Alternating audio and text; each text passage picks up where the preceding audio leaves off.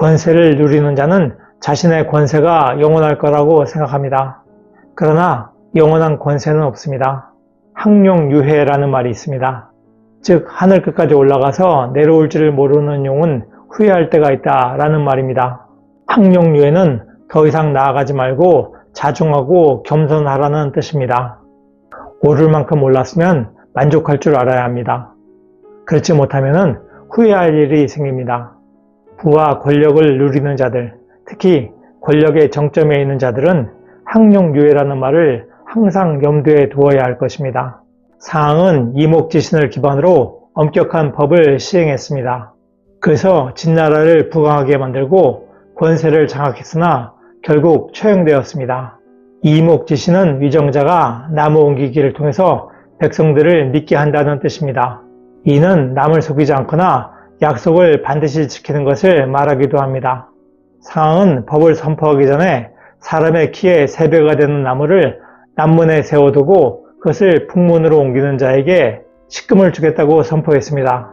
근데 사람들은 그 말을 믿지 않고 나무를 옮기는 자가 없었는데 상황이 상금을 50금으로 올리자 한 사내가 헌일 삼아서 그 나무를 남문에서 북문으로 옮겼습니다. 그게 되니까 그 자리에서 상금을 50금을 주었는데 그것을 보고 사람들은 국가에서 선포하는 내용을 믿게 되었습니다. 그 이후에 상황은 법을 선포했습니다.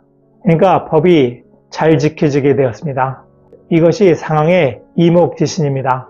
상황이 처형당하기 5개월 전, 그러니까 상황이 권세를 쥐고 있었을 때 조이랑이라는 죄인이 상황을 찾아왔습니다.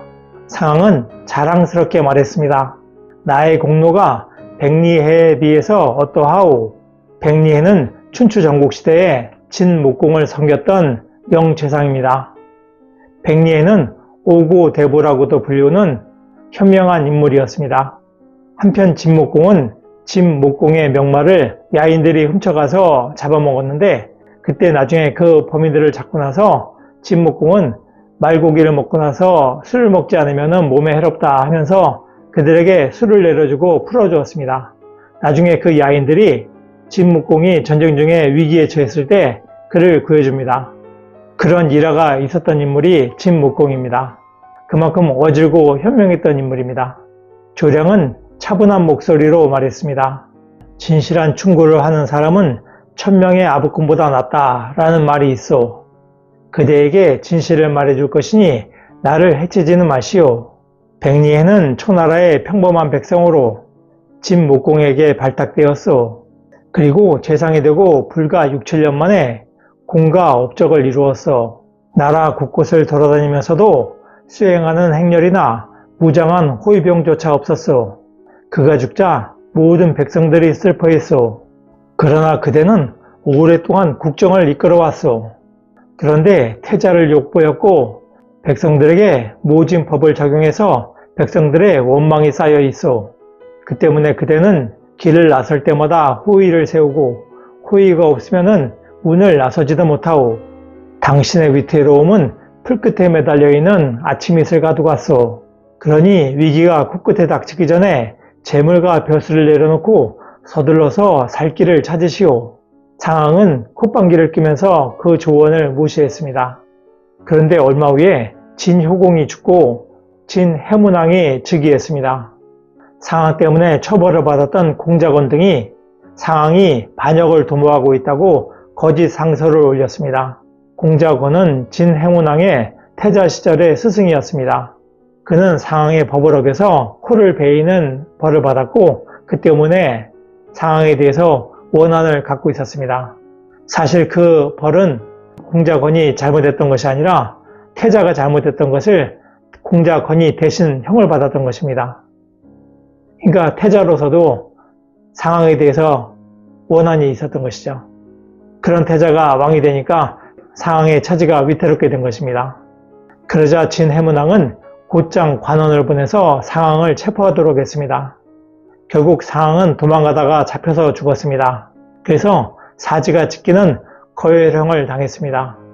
죽은 다음에 거열형에 처했던 것이죠. 권세를 누리는 자는 자신의 권세가 영원할 거라고 생각합니다. 그러나 영원한 권세는 없습니다. 상황은 자신을 믿고 지지해 주었던 진효공이 죽자 바로 위기를 맞았습니다. 상황은 평소에 엄격한 법치를 강조했습니다. 상황은 자신이 만들어 놓은 촘촘한 법망에 의해서 여행증이 없어서 여관에도 들어가지 못하고 헤매고 다니다가 결국 나중에 잡혀서 죽게 됩니다. 상황은 위나라까지 도망가게 되는데 위나라 사람들에게 잡혀서 다시 진나라로 돌려보내지게 됩니다. 만흥 전투 이후에 위나라가 위기에 처했을 때 상황이 위나라를 공격했는데 그때 상황을 도와주었던 위나라 사령관이었던 공자앙에게 회담을 하자고 속이고 그를 납치하고 위나라군을 공격해서 위나라를 크게 이긴 적이 있습니다. 그 때문에 위나라 사람들은 원한을 품고 상황이 도망쳐오자 그를 다시 진나라로 돌려보냈던 것입니다. 상황이 평소에 신의를 지키지 못했기 때문에 위나라에서 도움을 받지 못하고 결국 죽게 됐던 것이죠. 백리해와 같은 덕을 평소에 베풀었다면 상황이 그렇게 허무하게 죽지는 않았을 것입니다. 위나라에서 그를 받아주어서 다시 한번 활동을 할 수 있었을지도 모르죠. 주역에 항룡유해라는 말이 있습니다. 즉 하늘 끝까지 올라가서 내려올 줄을 모르는 용은 후회할 때가 있다 라는 말입니다. 항룡은 하늘 끝까지 올라간 용이라는 뜻입니다. 너무 자꾸만 올라가 하늘 끝에 가 닿아서 후회하게 된다는 말입니다. 주역 권케에 있는 말입니다. 항룡유해는 더 이상 나아가지 말고 자중하고 겸손하라는 뜻입니다. 오를 만큼 올랐으면 만족할 줄 알아야 합니다. 그렇지 못하면 후회할 일이 생깁니다. 부와 권력을 누리는 자들, 특히 권력의 정점에 있는 자들은 항룡유해라는 말을 항상 염두에 두어야 할 것입니다. 노력하는 여러분의 동반자, 동반TV입니다. 감사합니다.